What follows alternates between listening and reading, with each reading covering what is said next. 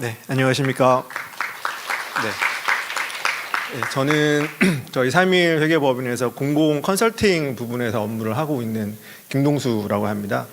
이번 세션 두 번째 세션에서는 프로세스 고도화 및 효율화라는 주제로 사례 중심으로 좀 말씀을 드리도록 그렇게 하겠습니다. 말씀드리는 순서는 왜 지금 시점에 저희 공익법인이 프로세스에 주목할 필요가 있는지에 대해서 저희의 관점을 간단하게 말씀을 드리고 경영관리 프로세스와 디지털 기술 활용을 통한 프로세스 효율화 사례를 차례대로 말씀드리겠습니다. 프로세스에 왜 이제 주목을 해야 할까요? 일단 프로세스 고도화와 효율화 그리고 이를 포괄하는 혁신이라는 아젠다는 민간 기업 그리고 정부나 공공부문을 포함해서 생산성을 향상시키고 고객이나 국민으로부터 신뢰를 얻기 위해서 오랫동안 지금까지 끌고 오고 강조되고 있는 그런 주제입니다. 그렇지만 반면에 저희 공익법인의 영역에서는 상대적으로 조금 중요성을 크게 보지 않았던 그런 어떤 영역으로 좀 판단이 되고요. 최근에 여러 가지 환경 변화를 주목해 보자면 지금부터 좀 고민을 시작할 때가 아닌가라는 생각이 듭니다. 특히 코비드 19을 겪으면서 저희 사회 구성원들은 이제 본원적 가치, 그동안 좀 등한시했던 본원적 가치에 대해서 관심을 많이 가지게 되었고, 그런 본원적 가치를 이행하는 저희 공익법인 사업에 많은 관심을 가지게 되셨습니다. 그렇지만 그런 관심들이 저희 공익법인의 적극적인 참여로 관심만큼 이어지지는 못하는 실정인 것 같습니다. 그런 부분에 대한 과제를 저희가 좀 이행을 해야 될 것 같고요. 그리고 디지털이라는 초거대 화두는 일반 기업을 포함해서 저희 사회 전체를 크게 변화시키고 있고, 저희 공익법인 역시 그런 변화의 기대를 좀 따라야 하는 그런 과제가 있는 것 같습니다. 그리고 그 기대는 특히 달라진 세대로 구성이 되는 내부 조직원들로부터도 크게 유발될 수 있을 것 같습니다. 그래서 이러한 변화에 대응하기 위해서 업무 고도화와 일하는 방식 혁신을 통해서 저희 이행력을 확보하고, 그리고 이행력을 통해서 저희 신뢰성 제고의 기반을 마련할 수 있는 고민이 지금부터 시작되어야 되지 않나라는 차원에서 이 고민을 이제 저희가 화두로 제시를 드리는 부분이고요. 그래서 좀 사례적인 관점에서 경영관리 프로세스와 디지털 접목 사례를 차례대로 말씀을 드리겠습니다. 경영관리라 함은 크게 예산부터 해서 경비 사용 기준이나 회계 처리 결산, 공시와 같은 여러 가지 영역을 아우를 수 있을 것 같습니다. 그렇죠. 이 뒤에 경비 사용 기준, 결산, 공시 이런 프로세스 부분은 이제 내부 통제하고도 연관이 되기 때문에 제가 말씀드린 사례는 예산 관리 관점에서 좀 사례를 말씀드리려고 하고 있고요. 두 가지 사례를 좀 준비해 보았습니다. 먼저는 공익법인 운영관리비 사용 기준에 대한 이제 수립 부분이고요. 저희가 몇 년 전에 이제 컨설팅을 통해서 업무를 했던 이제 사례인데, 다들 아시다시피 운영관리비에 대한 규정은 기부금품의 모집 및 사용에 관한 법률에 따라서 모집 금액의 100분의 15 이내에서 충당 가능한 그런 규정을 따르고 계십니다. 저희 이 A 공익법인도 이 기준을 준용해서 사업 기부금의 경우 기부금의 13%를 운영관리비로 충당해 오셨는데, 이제 문제가 그 재원이 계속 부족해서 운영관리비가 지속적으로 부족한 그런 상황을 맞이하게 되었고, 그리고 사업 기부금 자체, 사업 자체가 굉장히 성격이 다양한데 일률적으로 13%라는 어떤 운영관리비를 충당하는 게 합리적이냐에 대한 내부적인 어떤 챌린지가 발생을 했었습니다. 그래서 그런 부분들을 해결하기 위해서 운영관리비 사용 기준의 재정비가 필요했던 상황이었고요.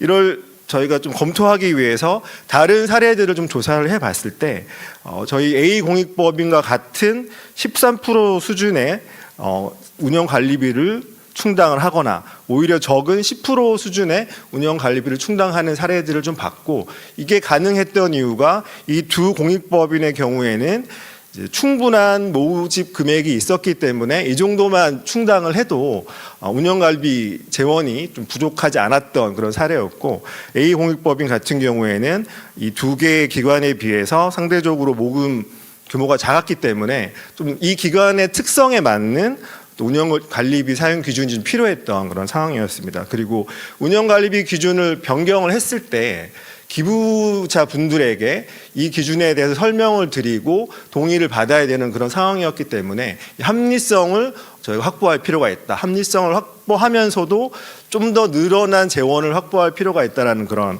좀 과제가 있었습니다. 그래서 그런 부분들을 저희가 좀 고려하기 위해서 일단 기부를 받았을 때 그 기부를 받은 금액이 그해 다 쓰여지지 않는다. 한 3년, 4년의 연차 사업이 되기 때문에 이 관리의 리소스는 지속적으로 투입이 된다. 그런 부분들을 좀 고려를 했고, 그렇기 때문에 좀 평탄화할 수 있는 로직이 좀 필요하지 않나. 그리고 사업 난이도를 반영할 필요가 있지 않나. 이런 관점에서 좀 저희가 체계를 정비를 했고요. 그래서 일률적으로 모집 금액의 몇 프로라는 기준보다는 이제 전기말 기금 잔액, 올해 사업을 하기 위해서 관리해야 될 기금 규모가 얼마가 되는지, 그러니까 그 모집 금액의 규모가 관리해야 되는 모집 금액 규모가 되겠습니다. 그리고 그 모집 금액이 쓰이는 사업의 난이도가 얼마나 또 차이가 나는지, 그리고 남은 사업 기간이 얼마나 긴지를 좀 고려해서 이 세 가지의 기준이 믹스가 돼서 운영관리비 충당률을 설정할 수 있도록 저희가 기준을 세팅을 했고요. 그래서 각각 별로는 뭐 6% 한도, 뭐 3% 한도, 뭐 4% 한도에 좀 실링을 둬서 합쳤을 때는 저희 법률상 기준을 충족할 수 있는 그런 율이 나올 수 있게끔 좀 설계를 했습니다. 그리고 이 설계에 따라서 좀 면밀한 시뮬레이션을 통해서 이 난도에 따른 차등률을 어떻게 할지를 저희가 좀 설정을 했고, 결과적으로 예전보다는 높은 재원을 확보할 수 있으면서도 저희 기부자분들한테 이 기준이 좀 합리적으로 세팅이 됐다라는 것들을 설명할 수 있는 그런 결과물을 좀 나올 수가 있었고요.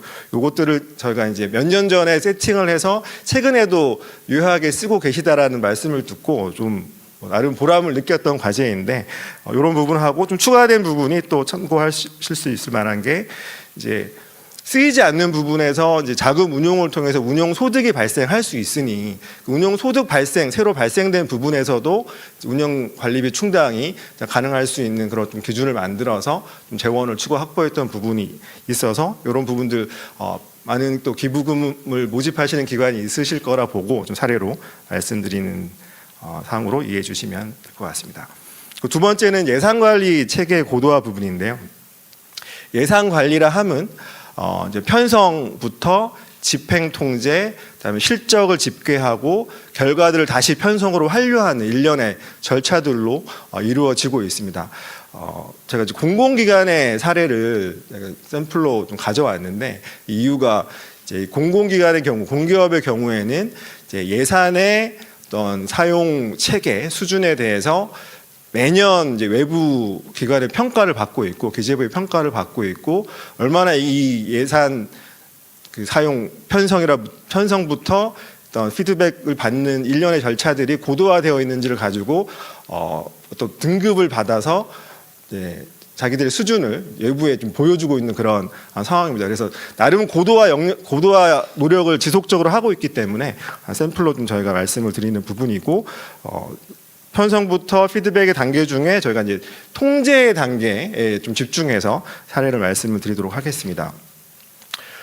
다들 모든 기관에서 비슷한 케이스이실 것 같긴 한데, 예산을 편성하기 위해서 이 기관도 각 부서로부터 예산 요구를 받고 그 사업 계획서를 취합을 해서 전체 예산을 이제 편성하는 그런 작업을 하고 있었습니다. 그리고 편성된 예산을 시스템에 입력해서 통제를 하고 있는데, 편성할 때는 부서들로부터 금액을 받아서 편성을 하지만, 통제는 이 부서별 금액이 아니라 전체 금액 300에 대해서 집행을 통제를 하기 때문에, 특정 부서에서 150의 예산을 제출을 했지만 이 금액을 넘어서 쓸 수 있는 어떤 길이 있었던 거죠. 그래서 150에 또 예산을 또 냈던 다른 부서는 100밖에 쓰지 못하는 그런 상황을 맞이하게 되는 그런 상황들이 발생을 했었습니다. 그래서 추가 예산을 편성을 하게 되는데, 그러면 이 추가 예산의 편성의 책임이 좀 기한은 이 부서에서 올리지만 사실 책임은 A 부서에서 있는 게 맞는 거죠. 그런 책임 소재의 불분명이라든지 여러 가지 관리상의 좀 비효율이 발생했던 그런 사안이 있어서 이런 부분들을 개선하게 되었고, 그 개선을 하기 위해서 사업 예산, 일반 예산을 구분하고 사업 예산은 추진 사업별로 부서별로 예산 과목별 편성을 하고 이 시스템에서 이 사업별, 부서별 통제를 할 수 있게끔, 그다음에 일반 예산도 부서별, 과목별 통제를 할 수 있게끔 어떤 프로세스를 정립을 한 다음 시스템에서 이를 구현을 했었습니다. 그래서 각 부서에서 지출 신청을 하고 예산 잔액이 없을 때 조정 신청을 하는 일련의 절차를 좀 구성을 했고요. 여기에서 뭐 이 프로세스 자체는 간단하게 보이실 수가 있는데 이 예산 과목에 대해서 모든 예산 과목을 이렇게 타이트하게 통제를 하면 각 부서에서 실무적으로 어려움이 있습니다. 그래서 이 예산 과목 중에 좀 더 자유롭게 전용을 할 수 있는 예산 과목은 어떤 것이며 좀 더 타이트하게 통제해야 되는 과목은 어떤 것인지를 좀 더 과거의 사례라든지 예산 과목, 이 과목에 집행되는 내용들이 어떤 건지를 분석을 해서 그런 부분들을 정교하게 저희 좀 구현했던 부분이 있어서 그런 사항들로 좀 참고로 말씀을 드리는 내용입니다. 네. 그리고 이제 세 번째, 다음이 이제 디지털 기술 활용을 통한 프로세스 효율화 사례고요. 디지털 기술이라 함은 많은 이제 기술들을 들어보셨을 텐데 AI가 가장 이제 최근에 핫하고요. 빅데이터 그리고 뭐 RPA가 그 다음에 있는데 여러 가지 기술 중에 저희가 RPA를 좀 소개해드리는 이유는 빅데이터나 AI 기술은 좀 더 많은 비용이 소요되는 면도 있고 실제 저희 공익법인에서 큰 비용을 들여서 도입하는 것 대비 효익이 얼마나 될지가 아직 명확하지 않는 부분이 있는 것 같습니다. 그래서 좀 더 광범위하게 좀 쓰이는 RPA에 대한 소개를 좀 드리려고 저희가 좀 준비를 했고, RPA는 이제 로보틱 프로세스 오토메이션의 약자로 좀 단순 반복적인 업무를 좀 자동화하는 그런 솔루션이라고 보시면 될 것 같습니다. 그래서 좀 단순 업무를 그 직원분들이 하시는 걸 덜어내고 거기에서 리소스, 그러니까 시간을 좀 아낀 거를 다른 창의적이고 좀 고부가가치적인 업무에 쓰실 수 있게끔 재배분할 수 있는 그런 역할을 할 수 있기 때문에 많이 지금 사용되고 있는 그런 기술이고요. 최근 뭐 비대면이나 재택에 대한 어떤 경험을 하면서 그런 요구라든지 여러 가지 노동 환경의 변화에 대응하기 위해서 많이 쓰이고 있고 여러 효율성들이 확인된 그런 결과들이 많은 언론상이나 여러 가지 뭐 기업들의 리포트에서도 많이 확인이 되고 있습니다. 좀 더 이해를 좀 돕기 위해서 저희가 좀 준비한 내용인데 인간의 기능들을 기술이 많이 대체를 하고 있습니다, 이제는. 그래서 생각하는 기능이라든지 판단하는 기능은 이제 AI가, 그리고 듣고 말하는 기능들은 챗봇이, 그리고 보는 거는 이제 이게 문서를 판독하는 기능인데 OCR이라고 하는 또 솔루션들이 대체를 하고 있고, RPA는 이 손을 대체하는 어떤 기술이라고 보시면 될 것 같습니다. 서치하고 입력하고 뭐 이런 기능들을 이제 대체하는 어떤 솔루션이라고 보시면 되고, 이런 RPA는 정형화된 데이터를 표준화된 절차에 따라서 단순 반복하는 어떤 프로세스에 적용이 가능하다. 그리고 좀 상대적으로 틀려도 리스크가 낮은 항목의 어떤 업무에 주로 쓰였는데 최근에는 또 그렇지 않은 쪽으로 많이 바뀌고 있다고 보시면 될 것 같고요. 이걸 또 적용을 했을 때 시간 절감과 업무의 표준화, 품질 향상, 생산성이 증가하고 또 직원분들이 단순 업무를 덜기 때문에 만족도가 증가하는 그런 결과를 낳고 있다는 그런 내용으로 이해를 해주시면 될 것 같습니다. 그리고 지금은 RPA가 사무 업무를 자동화하는 수준에 지금 있다라고 보시면 되고, 이 부분이 이제 인텔리전스와 접목하고 AI와 접목함으로써 지속적으로 발전하고 있고 좀 더 어려운 업무에도 많이 쓰이게 되고 있는 상황으로 확인이 되고 있습니다. 그래서 사실 공익법인이나 공공 쪽에서는 디지털을 접목한 사례가 많지는 않은데 최근에 저희가 공익법인의 좀 사례가 있어서 좀 말씀을 드립니다.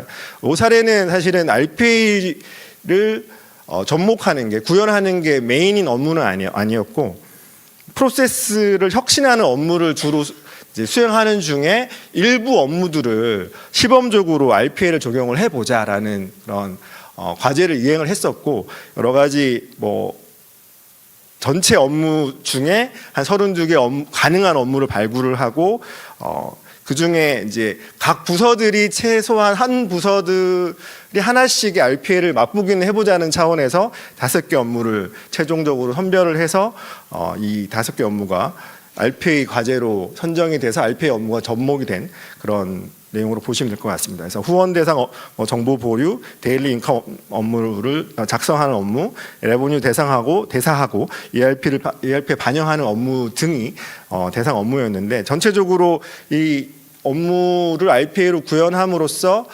절감되는 시간이 오는 굉장히 작은 개수이기 때문에 한 연간 900여 시간이었고요.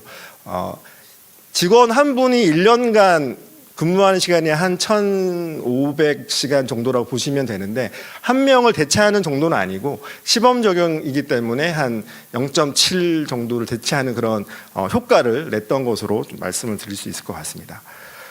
그래서 그 중에 이제 5개 중에 제가 좀 드리려고 하는 업무가 회계 결산 쪽 관련된 업무인데, 이제 기부를 받으실 때 이제 들어오는 인컴 장부를 작성을 하고, 인컴 장부 작성이 된 거를 레버뉴 대사에서 ERP에 반영하는 일련의 이제 절차들을 저희가 RPA로 구현했던 사례들을 간단히 설명을 드리겠습니다.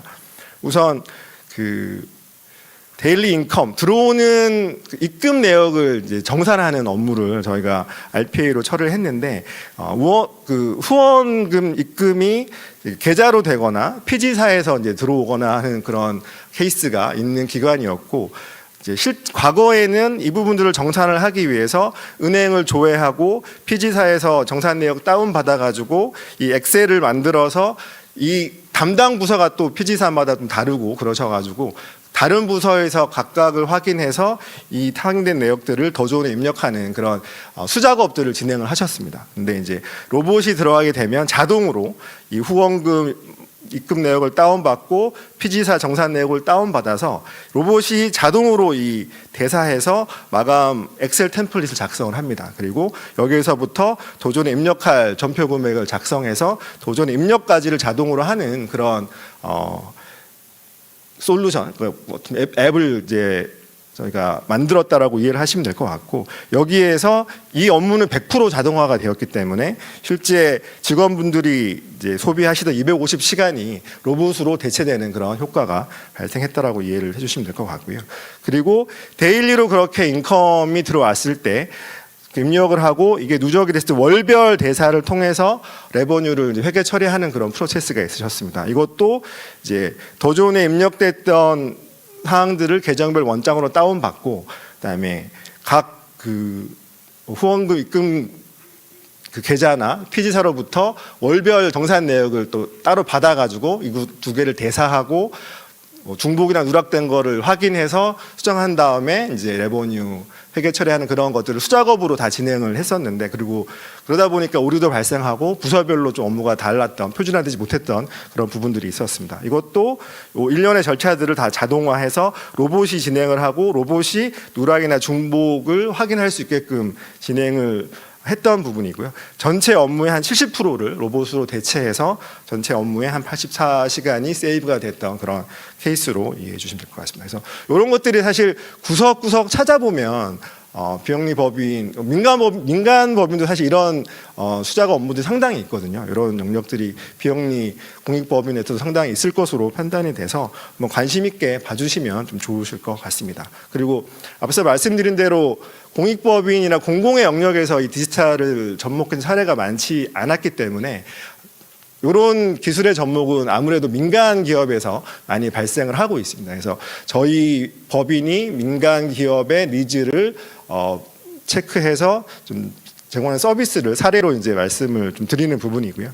여러 가지 재무제표라든지 사업보고서 작성에 좀 자동화를 좀 접목했던, 다른 또 다양한 공시 정보를 작성하는데 자동화 앱을 저희가 만들어서 제공했던 사례들이 있습니다. 그래서 저희가 제공하는 그런 서비스를 로보틱 애플리케이션 서비스라고 해서 이런 서비스를 하고 있고요. 저희 공익법인에서 좀 보실 만한 부분들이 이 재무제표 관련된 로보틱 PA나 사업보고서 작성 플랫폼 정도일 것 같습니다. 그래서 이런 부분들이 왜 필요하냐라고 하면 모든 회계 정보들은 대부분 기관들이 ERP를 쓰고 계시죠. 그렇지만 최종 재무제표를 만드시거나 공시용의 IR 보고서를 만드실 때 수작업이 가미될 수밖에 없습니다. 왜냐하면 ERP에서 최종 보고서를 낼 만한 모든 정보들이 완전성 있게 만들어지지 못하기 때문에 이런 워킹 페이퍼를 통한 수작업이 필수적으로 따를 수밖에 없고 민간기업도 이런 것들이 발생을 하고 있습니다. 그렇지만 이를 해결하기 위해서 시스템을 아주 큰 비용으로 하기에는 비용 대비 효익이 사실 따르지 않는 부분이 있고 이런 매뉴얼로 처리되는 부분들만 로봇으로 전환을 한다면 그걸로 충분한 효익이 발생하기 때문에 이런 서비스들을 많이 민간 기업에서는 사용하고 계시고요. 예시적으로 이제 사업 보고서라는 것들을 저희 뭐 공익법인에서 IR 보고서 좀 크게 만드시는 기관에서 이런 IR 보고서를 만드신다고 할 때 사실 이 보고서는 다양한 그 내부의 부서로부터 작성을 이제 파셜리 작성을 해서 그 작성된 내용을 받아서 취합하시는 그런 일련의 절차로 보통 진행이 되실 겁니다. 그래서 이 다양한 작성 주체에 따른 분산 작업이라든지 또 초기에 저희가 봤던 정보들이 나중에 또 바뀌기 때문에 한번 만들었던 정보를 또 업데이트해야 되는 그런 사례들이 발생하실 겁니다. 그래서 기초정보의 어떤 가변성들이 이 IR 보고서 만드는데 어려움으로 있으실 거고요. 이런 것들을 효율화를 하고 정확성을 확보할 수 있는 그런 플랫폼들을 저희가 좀 제공을 하고 있고 그 내용들은 일단 로봇으로 아니면 표준화된 이런 템플릿을 만들고 이 템플릿을 어떤 쉐어포인트라는 어떻게 보면 각자 작업해서 받아가지고 누군가 취합하는 게 아니라 각자 이 쉐어포인트 안에서 작업을 하면 자동으로 취합이 됩니다. 그리고 자동으로 취합이 되고 자동 버전 새로운 버전들이 이제 만들어지는 그래서 뭔가 버전 관리 잘못해서 오류들 많이 발생하시잖아요. 그런 오류들이 발생하지 않는 그런 플랫폼이라고 보시면 되고 이 안에 이 점검을 위한 체크리스트라든지 밸리데이션 기능이 있기 때문에 오류에 대한 점검들도 자동화될 수 있는 그런 기능들이 탑재되어 있는 어떤 플랫폼이라고 보시면 될 것 같습니다. 그래서 이런 기능들이 저희 공익법인들에서도 관심을 가지고 좀 보실 수 있는 어떤 기능이지 않나라고 해서 제가 좀 소개를 드리는 부분이고요. 제가 뭐 빠르게 말씀을 드리긴 했는데 이 프로세스 뭐 혁신, 효율화 또 디지털 기술의 접목은 상당히 많은 영역에서 발생을 할 수 있고 또 기관마다 다 다르게 발생할 수가 있습니다. 그래서 좀 관심을 가질 만한 제가 좀 대표적인 사례로 말씀을 드려서 좀 더 좀 관심도가 올라가셨으면 좋겠는데 또 보시면서 좀 필요하신 상황 또 저희 기관에 좀 반영할 만한 상황이 있다라고 판단되시면 저희 쪽으로 추후 또 뭐 질문 주시면은 저희가 또 잘 좀 대응해서 말씀드리도록 하겠습니다. 네, 감사합니다.